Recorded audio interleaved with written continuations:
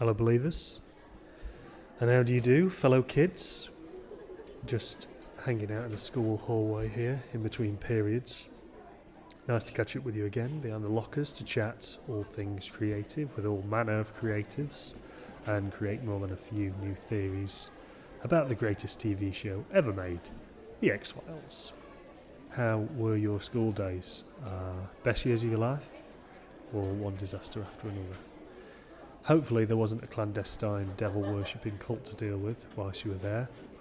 I had a nice school-related experience this week when I reconnected with an old drama teacher. I saw his name on the credits of a short film that had been made in the school he runs in Sheffield and dropped him a line straight afterwards. And I have him to thank for my ongoing interest in a lot of creative things actually, particularly theatre. And also having the confidence to try out things like stand-up for the first time. Double-edged sword, isn't it? But, I'm taking it as a plus point, and it's led me here to you, dear listeners. So, big shout-out to Mr. P. Thank you, Mr. P. Aside from that, I've been off with some kind of flu thing this week, so you'll note a slightly more gravelly tone in my voice in this intro, and also you notice that in the next episode of the show as well. Haven't even felt like watching the X-Files, that's how serious it's got. Back at school now though, here I am, and on the mend, thanks to a heavy cocktail of Lemsip hot baths and grapes, and ready to get stuck into some X-Files chat anew. One person who probably hung out in art class at lunchtime, with the interesting kids, is today's guest. It's the artist, model maker, animator, illustrator and filmmaker, Cat Johnston. Cat studied animation in Wales before moving to London and then on to San Francisco and Portland and Hastings, which she talks about in the chat. Cat talks about her folkloric influences, the cult of Facebook, life in Portland and life in Hastings, the film Possession, because we got it right. And we also get time to chat about X-Files Season 2, Episode 14, Die Hand die Verletzt. And apologies to Mr. Laming, my secondary school German teacher, for that pronunciation. I really enjoyed speaking to Kat a lot and got loads of good recommendations from her for artists to check out. So I hope you find this chat as inspiring as I did. And I urge you to keep an eye out for some of the exciting projects she has coming up in the next year. As always, if you like our show, please do leave me a message, subscribe, review, follow us on X. Listen, I know you're all leaving X, but we're staying put. Like that house in Batteries Not Included, the film. We're not moving, we're staying put. The world can collapse around us, but we're not going anywhere. We've got to put a flag in the sand, we've got to stand up for what's right. And what's right is some daft X-Files chat. So, come on everybody. We're also on Instagram, YouTube, Threads, TikTok. Oh, it's kicking off on TikTok as well. Join us on TikTok. Lots of fun on there. Anyway, that's the bell for the next period. So I best get off to gym class, even though I forgot my shorts. In the meantime, here's Kat.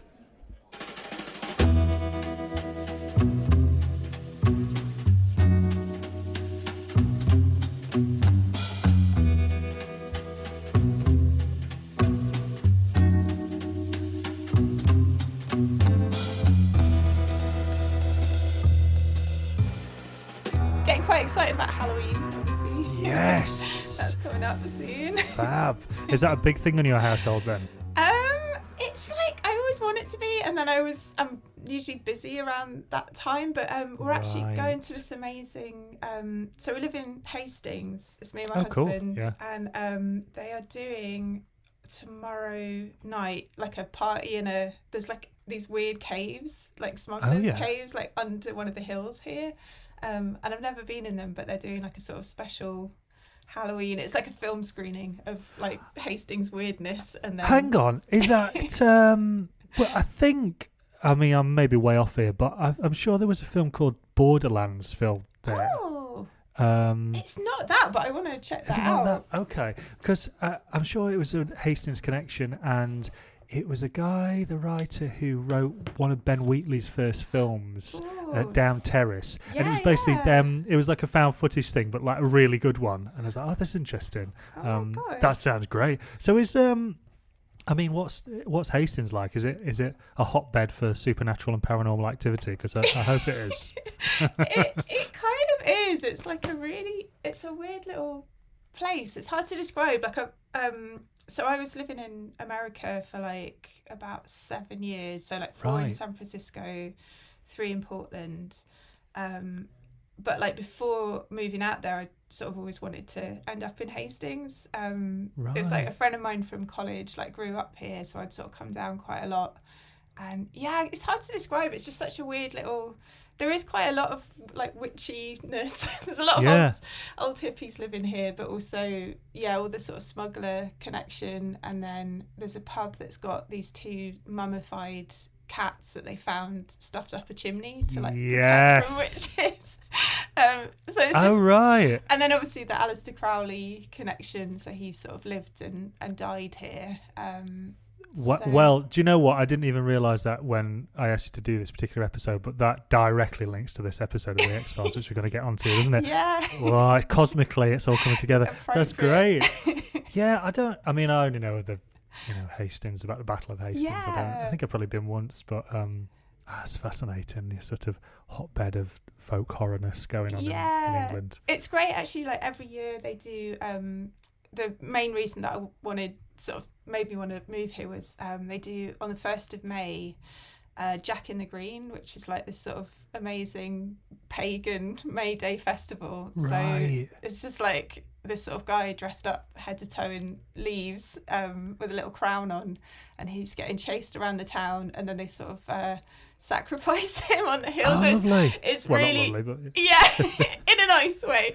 But it is like, it's very like Wicker Man, and they actually screen. There's like a really cute little cinema, just like the size of someone's living room, and they screen Wicker Man every year and do like a sing along. Oh really? Yeah. Like as soon as I knew that, I was like, okay, that's the place where I belong. It's funny that I watched Wicker Man quite recently, and nowadays I'm just on the side of the village. I know. Who's this person? It's the filth coming in trying to ruin things again. It's so annoying. And like, I mean, obviously they take it a bit far, but I'm a little bit like, he is like messing everything up.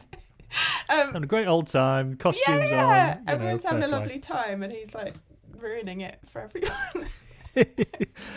So what was the impetus for moving to San Francisco then and Portland? Yeah, so that was so my husband was working for, it's like a sort of healthcare app to help with insomnia, and they sort of moved out to San Francisco because obviously that's the place to be for like tech startups. And then I got a job at Facebook, weirdly. Did you? Yeah. So for like 2 years, that was like a long story, but basically I started making loads of like massive paper plants because I couldn't work for about 3 months. You got to apply for like a work permit. And then I did a window display with them, and it sort of created a bit of a buzz. And then I think someone from Facebook, they were looking for like artists that could work in paper. They had this sort of team of in-house paper artists. So I just did that for 2 years. And then the move to Portland, I got a job working for, I don't know if you know Leica, like the stop motion animation studio. They did like Coraline. It's probably like their most famous film. Yeah. So I ended up working 3 years there in their costume department. They've just got this amazing, like their head of costume. I always think of her as like, she's like the Stanley Kubrick of like mini costumes, because she's just like, she's amazing. Her name's Deborah Cook, and she just like the level of research and thought that goes into these costumes is just incredible. So that's based in Portland, is it? So Portland, Oregon. I think we just started missing Britain, and obviously COVID sort of, and the Trump stuff. It just all got a bit much, and we just started really missing Britain. It must feel so divided out there, because places like San Francisco and Portland, from an outside point of view, seem very left-leaning and obviously open to lots of different ideas and very welcoming places. And then you've got, a good chunk of the rest of the country almost polar opposite to that. And I think in Oregon especially it was really stark because it's quite a weird state in that like Portland's very sort of liberal and super progressive, like kind of probably more progressive than Britain even, but like it's surrounded by, like, the rest of Oregon is quite kind of gun loving. Sure, right. There's a big sort of like libertarian move and quite a lot of sort of scary neo-Nazi stuff, so there was sort of like Proud Boy marches happening in Portland, so it's sort of Portland sort of gets a bit bullied in a way. It's like this sort of little nerdy kid surrounded by jocks that like gets his ass kicked every so often, so it just got a bit, I don't know, I love the place, but I just started really missing, I don't know, being places where you weren't worried that half the people there maybe had guns on them. It's just a bit too much. It's interesting. Facebook sort of, I was just fascinated by like this big business like that and how they project themselves. What's this kind of atmosphere like when you go in there? Is it like people sort of meeting, shaking hands, having this kind of utopian idea of we're all going to bounce ideas off each other in the corridor? I remember like the first day that I went there, it literally felt like being in a cult. Like it was really, it was so strange because I didn't have a Facebook account, so I didn't really know anything. I had to set up an account just like the day of my interview so that I could talk about it. But I remember that like this sort of induction day, and it was a guy sort of getting up with one of those little headphone things, sort of jumping around on stage and getting everyone to sort of do Mexican wave cheers and then talk about how important Facebook was to them. So we had to do like little breaking up into groups and talking about how Facebook had like changed our lives, and I was just like, I don't know. I literally was like, I don't know what an emoji is. Like I didn't even have a smartphone, so I was like, I have no idea what's going on. It was very, very interesting, weird experience, and quite a weird time to be there because obviously all the Cambridge Analytica stuff was sort of coming out. So it was really, really strange. Do you feel more integrated with what's happening on social media now? Was that a kind of learning curve for you? Do you still enjoy the physical world? It is strange. Like I do really like Instagram.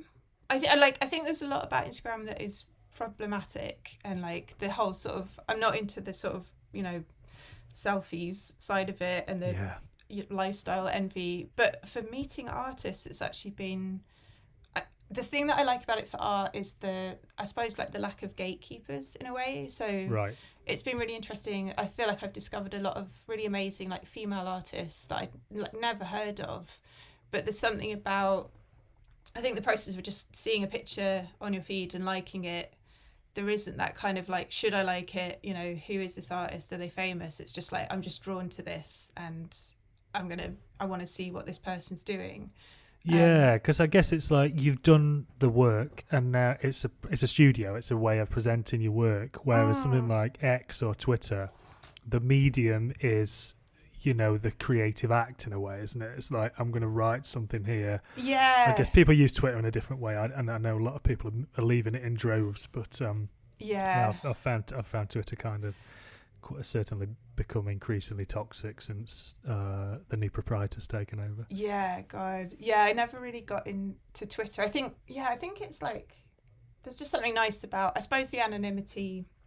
Like it doesn't, you can post your work and it's about your work, not whether you're cool or who it's just sort of like I suppose it's given me a space where I could just kind of put out, and a lot of the work that I've put out and has done well has been like some of the early stuff, like the God of Eyes and the Moth Creature. That was like I made them for a show, no one bought them, like nothing happened. So that was been sort of years ago, and there's been something quite magic about like posting it on Instagram and watching it get shared and people finally realising, I think I hadn't realised that they'd been sort of going around Pinterest, but people didn't know that I'd made them. So there was something about being able to like, put them out from my own account and then have people be like, oh, you're the person that did this. it's like a time travel machine, isn't it? And work that's kind of you maybe have done 10 years ago can kind of come back and have a different life. And my son's just discovered NSYNC, so he's like mega into it, and he's not seen that Deadpool film because I was like, one, this is like hyper, and I say on this podcast, I was like, I'm all for kids getting into like really weird shit really early because that's what I did, and I'm all right, and most of the creative people I know are into weird stuff, and that's fine. But I do draw the line at Deadpool. But he's like, I was like, have you heard about this? And he's like, he'd just seen it on the internet, and he was like fascinated by, these people dancing dressed in that way and coming on dressed as monks and the whole dance routine. But I was like, this is how old is he? So he's 8. Oh, that's really sweet. So he's really in the sweet zone for. Again, I had to sort of put my foot down about X-Files because he was like, what's this, Dad? It looks fantastic. And it's a bit scary. Said, maybe watch the sort of Loch Nessy type one, but so we got on to Erie, Indiana. And I was going to say, because that was, I remember absolutely loving Erie, Indiana when I was like a kid, and I feel like that's a good gateway into That's the gateway. That's the gateway, a bit less scary. Yeah. So what were you, when you were growing up, who were you, because your work is very the sort of the pencil marks and the pen marks, and I don't want artists to describe their work, or I think that's a bit redundant. But who were you sort of looking to when you were growing up, and who were you kind of influenced by, and whose work do you like, and where does that sort of mindset come from? It's hard to know because I think so. I studied animation, and I think something happened with my work where it was I got into like a sort of weird start with it. So originally it was very like separate, like animation, and that was sort of, I never thought that I would be a director. I was like, maybe I'll get a job at Aardman, or like I'll sort of work for people as like a model maker and a fabricator. And then while I was at college at the same time, I started, I grew up kind of near Bristol, and I remember really loving, there was this artist, Will Barris, and his drawings were like, he's just got a really lovely style of drawing. It was very like cool and like quite of its time, but he's just got a really lovely sort of instinctive way of drawing. So I remember like really loving his work. So he was definitely like a big influence originally, and kind of got me into illustration.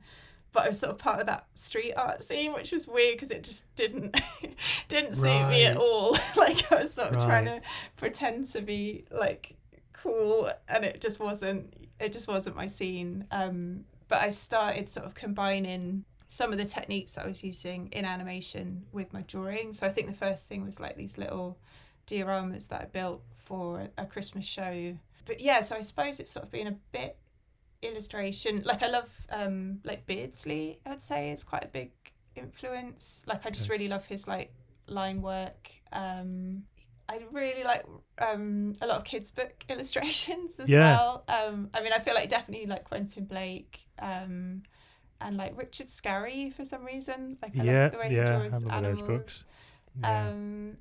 Like Kuniyoshi as well. I love like a lot of the like sort of Japanese artists, but especially Kuniyoshi's got just like a really beautiful style.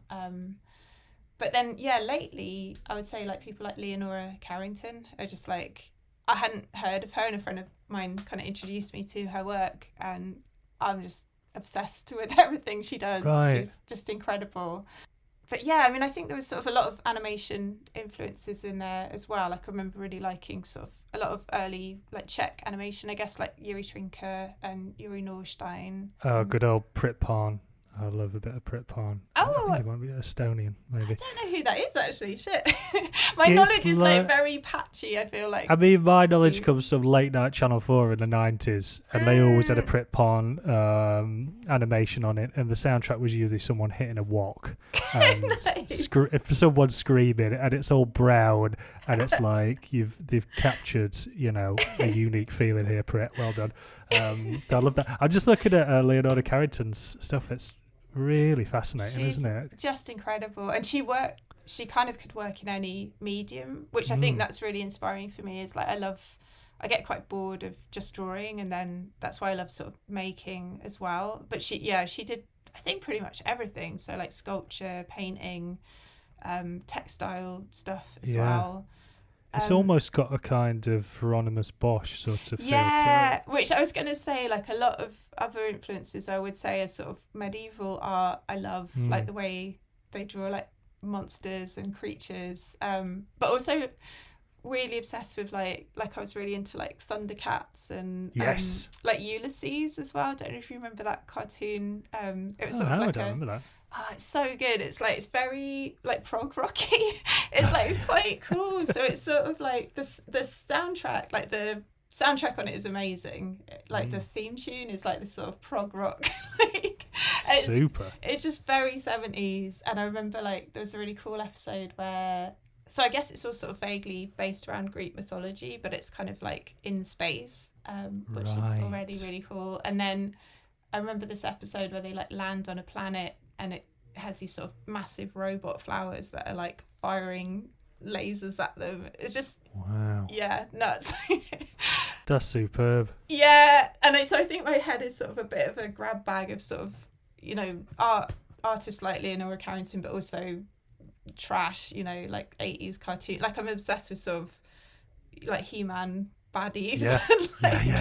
Yeah. And film as well. That's like another big influence. So like there's certain films that I'll just watch over and over again. Like for some reason I really love you know, Francis Coppola's Dracula. I think that's mainly for the I can't remember her name, but the costume designer on that is just incredible. She made this sort of like amazing, like the armor, that flesh suit. Yeah, and the incredible sort of, I think it's inspired by a poisonous lizard that Sadie, I can't remember her name either. Sorry. Yeah, Frost. Yeah, I just keep blanking on names. But yeah, like the costumes in that are amazing. Like I think definitely like Terry Gilliam stuff as well, like his earlier films, and like obviously Henson. So like Dark Crystal was like huge influence for me. That was like, I remember like trying to sort of build a Skeksis or like a Skeksis-like creature after seeing that. It's good that I'm glad people are sort of reevaluating that Francis Ford Coppola Dracula, because he obviously had his daddy's like, I've not seen Megalopolis or whatever he's calling it yet. But I'm glad people have gone back, and of course Gary Oldman, you know, he's really brilliant. I kind of even love like Keanu Reeves and Winona Ryder. It works, doesn't it? Like their terrible accents. I don't mind it. It's really camp and funny, and like, and it looks amazing.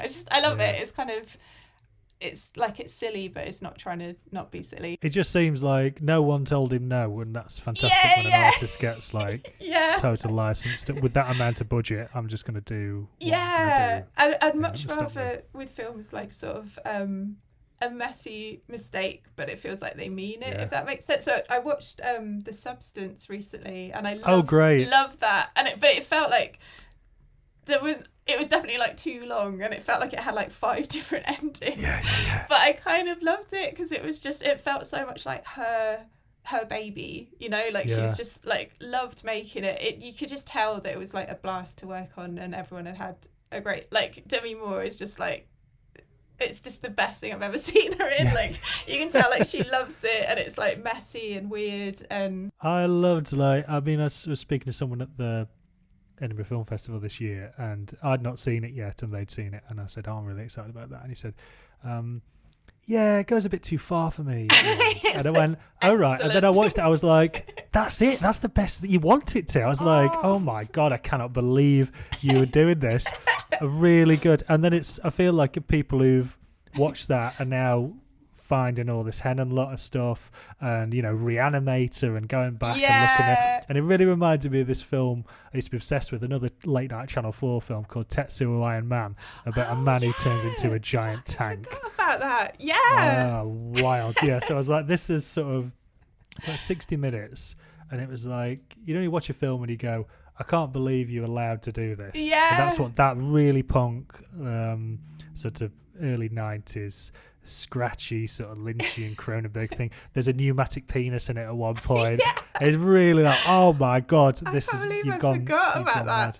It's like like one of my favourite films is Possession. The like yes, Isabel you Adjani. in great company here. Welcome, Cats, to the podcast. If someone drops a Possession reference, and there was IndieWire just did the top 100. I don't know if it was top 100 horror films, but it was like here's 100 influential horror films, and that was at number 1. And I was like, this is good on you, people. Good on you. Interesting. There's so many bits in that are just. I love the scene where it's like Sam Neill.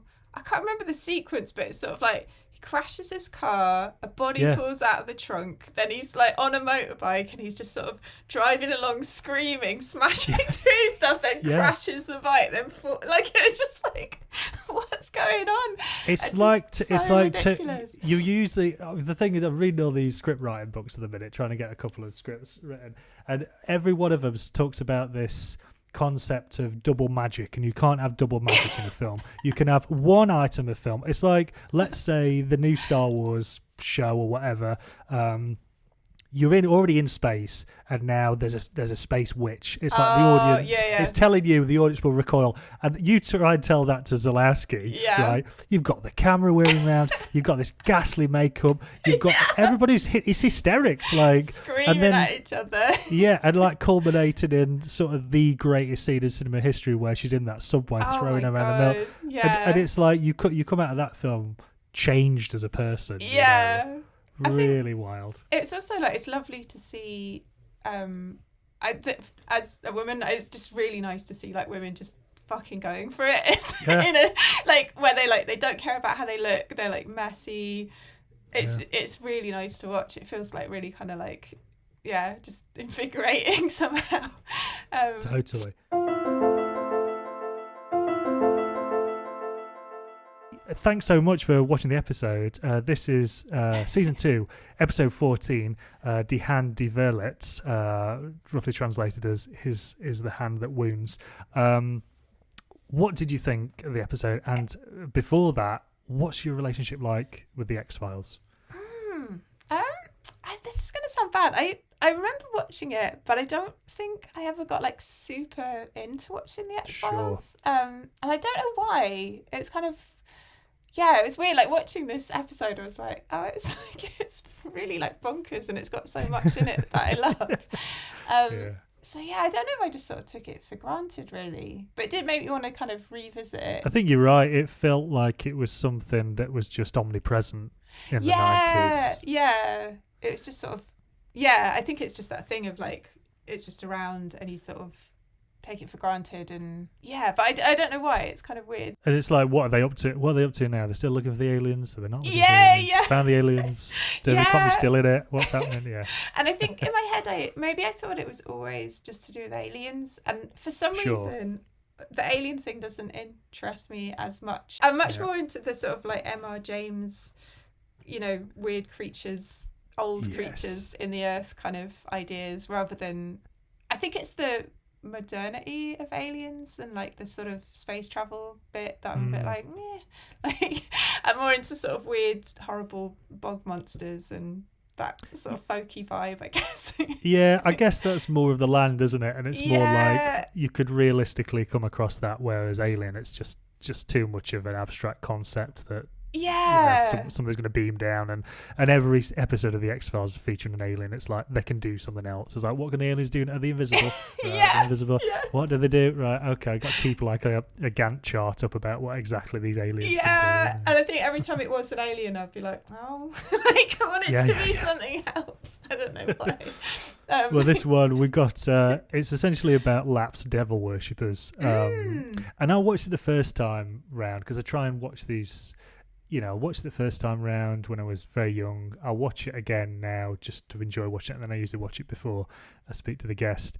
I really didn't like this rewatching it. I thought it was like, this is so silly and all over, and the tone's all over the place. Again, I just watched it last night before we chatted, and I was like, actually there's more to this, and I'm not giving it the benefit of the doubt.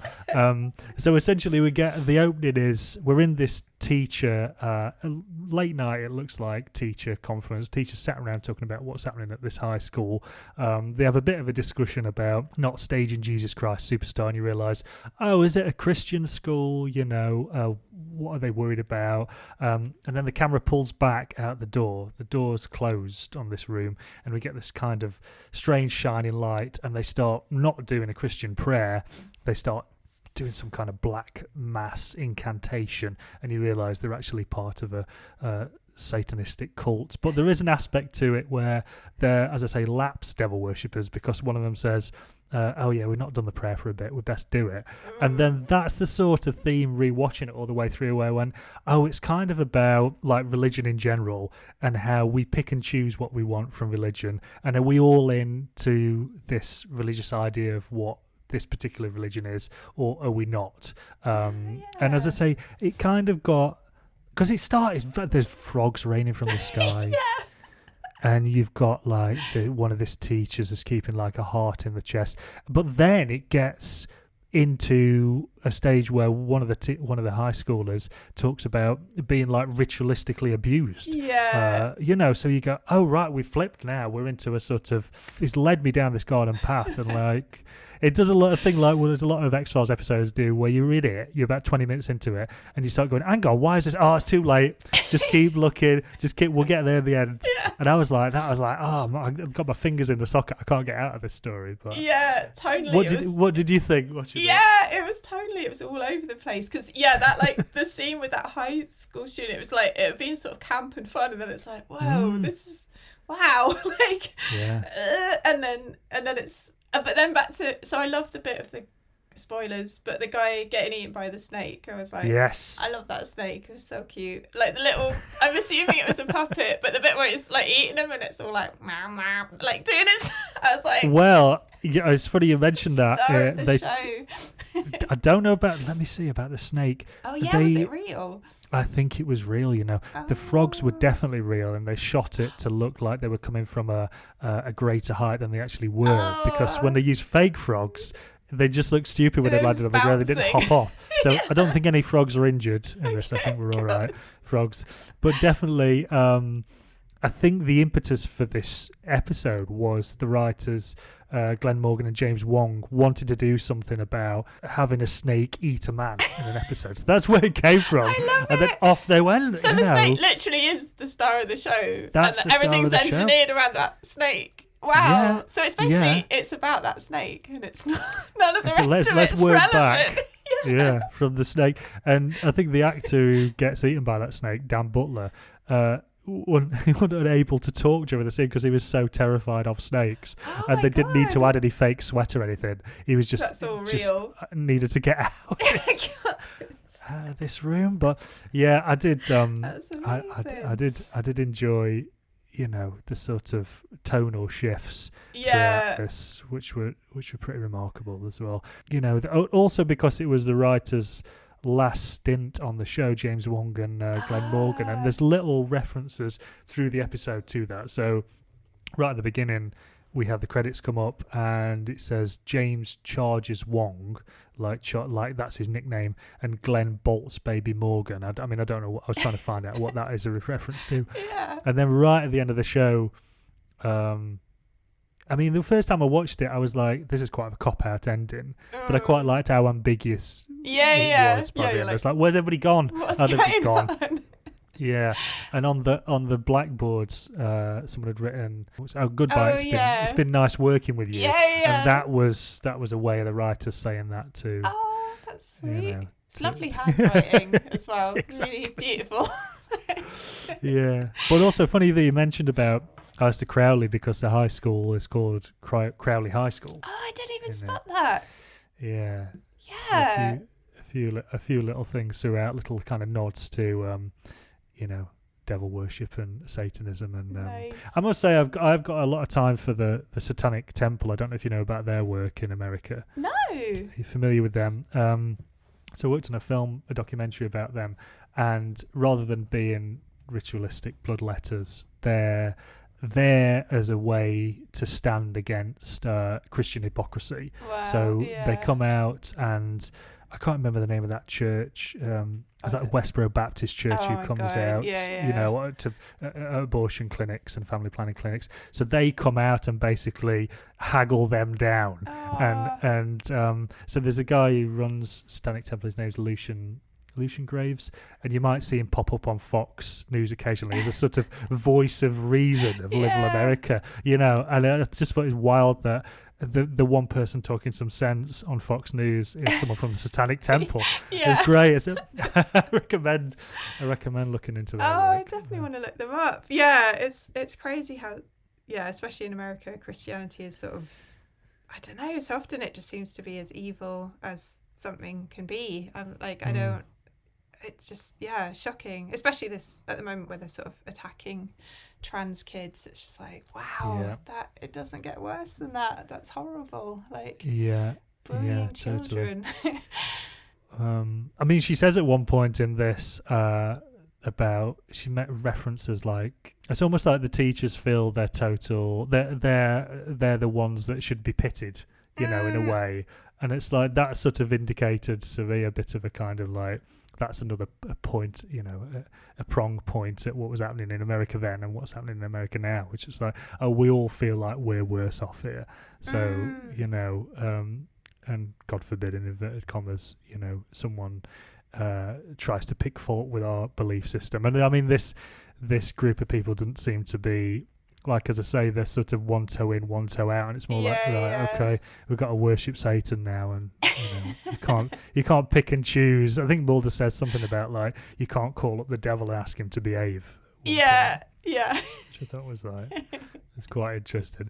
Was there anything else in there that sort of stood out that you thought was quite an interesting decision? I mean, it was just weird, like the amount of animals in it, and like the raining frogs, and then the little zombie piglet as well. I was like, that's pretty cool. That was strange. Just weird little moments. But mainly it was just that snake. I was like, I love it. I've got a thing about watching films. I don't know, it's like a stupid game I play, but where you sort of try and think of it from the point of view of an animal that's in the film. So I was like imagining the snake being like the lead, and then it's like, that's it's big moment, you know, like I do it all the time with my husband, and he finds it really annoying, but where I'm like, I'll pretend to be the animal and be like if a dog barks or a cat walks on, just like, I've just got a speaking part in. And he's been working himself up behind. It's like, lizard now. Like, go. I don't know. It's like, I mean, there is another episode of the X-Files called Fearful Symmetry, which you might like, about zoo animals, and about zoo animals being abducted by aliens, which has got a communicating gorilla in it, and an elephant, and goodness knows what. So that's worth a recommendation. Yeah. Chance. Do you think you will watch any more? I think I might. I definitely want to watch the Inbred Family. What was that one called again? Home. That was. Home. Yeah, I really want to watch that one because I just remember that haunting me for the longest time, just feeling like grubby after I watched it. So I'm like, definitely want to rewatch that one. But I think I'll check out Fearful Symmetry as well. That sounds great. It's great. These first 3 seasons are fantastic, and then you sort of gets a bit paler to them. Maybe that was the point at which that might be why I sort of didn't get into it. I think I always get put off when there's too many seasons of a thing, because I'm like, I like it when it's like 2 or 3 and they're like, okay, we're done. I've just started watching Hannibal. Have you seen that? Is that kind of like sort of backstory to like Hannibal Lecter? That's it. No, actually, I haven't watched that. I was quite snobby about it beforehand, and I was like, because I'm such a big Manhunter fan, and that was it. Basically, I just think Manhunter's the greatest film ever made, and I'm like, so I'm evangelical about it. I was like, I don't want to watch that. It's gonna sort of cloud my judgment. Yeah, like, don't mess with it. But I really, really like it, and it is both quite camp, but also really gory, and there's definitely something in. Well, I know there's this sort of love affair relationship bubbling under between Will Graham, who's the main guy, the main special agent, and Hannibal Lecter. So you've got this kind of like nice. will they won't they thing going Yeah. on. And you've got Hannibal making these elaborate meals out of like people's hearts and goodness knows what. It's a lot And then of it chefing. is it's wonderful food. It's just a shame it's someone's leg. And then you get some brilliant guest stars, and then it's almost like a monster of the week as well, because I was like, oh, is it Hannibal all the way through killing these people? But it's not. So you get a different serial killer each week. You get Eddie Izzard turning up. She's brilliant. Oh, shit, nice. You get Gillian Anderson's in it As a murderer. as Hannibal Lecter's psychiatrist. Oh, nice. And it's like, and I didn't realise at the time, and I was like, okay, this is fantastic, because who are you going to get who's more high status than Mads Mikkelsen as Hannibal Lecter? There's only one person in the world who's more high status. Yeah. It's Gillian Anderson. Wheel out Jill. And she's Yeah. great. So I'd recommend love that. her. And it's only 3 seasons, so you Yeah, can that's always a good sign. It's tuck like, into that. yeah, they Of a didn't better word. drag it out too much. Yeah, Gillian Yeah. Anderson is interesting because it's been so lovely, like watching her just sort of, she just gets better and better, you know, like Yeah. she's so great. Yeah, I love the accent switch as well. When she's spent some time in America, she's like full on American, and then comes back on Graham Norton, and she's like, it's like she's from the East End of London. It's wonderful. so nice. Just like shifts up. Yeah. Really good. What are your plans for the rest of the day? Kat, are you up to much? What am I doing? So, well, I was going to draw some Halloween-y stuff. I sort of started doing Yes. Inktober and then half-assed it and Oh, yeah. got bored. But I'm quite into doing these little sort of cut out, so they're drawn but cut out sort of semi 3D characters, if that makes sense. I've got a few of them on my Instagram, so they're sort of I might make a few Halloween-y ones of those. And I'm also making a series of kind of made up gods. So I'm working on the god of sunburn and blisters at the moment. So that was like a sort of ongoing project. I'm hoping to do like a sort of full, not quite sure, like possibly a show for them is sort of the original intention, but maybe something else with them. But yeah, they're each one's sort of kind of like a flip of a sort of pagan god. So the god of sunburn and blisters is like a sun god, but he's sort of allergic to himself, if that makes sense. Fantastic. I don't know if you saw like god of insomnia, so that's sort of a moon god that can't sleep, and then god of hay fever Great. is like a sort of like god of flowers and nature, but are also allergic to themselves. So That's great. yeah, I think that's going to be the next thing that I want to get really into, is sort of just making more of these, because they're just so much fun, and it's the sort of combination of character design with like costume design, which I really love doing. I love the idea of like a pained god as well. Yeah, like, sort of, that's what's so endearing about vampires. It's like most of them, I don't want to be a vampire, but go and do it. Every other creature, like Wolfman, he loves it. Yeah. You know, zombies, they're always just brainless, aren't they? But Yeah. I really feel my heart goes out to the vampire. Yeah, it's just a bit like, oh, it's such a drag. I don't want to have to do it. And it's messy and gross. And like, no one wants to do this, but it's like, yeah, I have to. Like, it's so rude. Are you getting dressed up for Halloween? Are you big into? Presume you're big into fancy dress. Yeah, I don't know. I never get around to get properly dressed up, which is I think it's like, yeah, everyone's always like, are you going to make like an amazing costume? And then I just don't. I think I guess you like bus person's holiday, isn't it? Yeah, It's like, I'm doing this every day. I was going to say there was one year when me and my husband tried making Halloween masks for a party that was happening that night. And I think because he's like a graphic designer and an illustrator, and I obviously make stuff, so it just became really quickly like not fun, and we were like both really stressed out and trying to get these things looking good. And like I remember we were like trying to eat pizza to make it fun, and we were like getting pizza on the masks and then glue on the pizza, and then we ended up being really late, and we were both in a really bad mood because we were like, oh, I hate my stupid mask. So I remember I like refused to wear mine, and I just wore like a werewolf mask, and I refused to take that mask off. And like, it just, both of us just ended up in a grump sat outside at this gig. There was like a band doing like Cramps covers, and I got annoyed. Great. Because I was like, they're not as good as the real Cramps, and they're like pretending to be cool. And yeah, it just sort of, so after that, I think I was a bit like, okay, maybe this isn't, I get too into it, you know, like. Yeah. Believe Me is written and edited by me, Chris Boyd, with production support from Steve Marshall. The music is by Johnny Boyle, and our logo is by Russ Brown. If you like the show, please do hit subscribe wherever you get your podcasts, and we'll see you out there next time.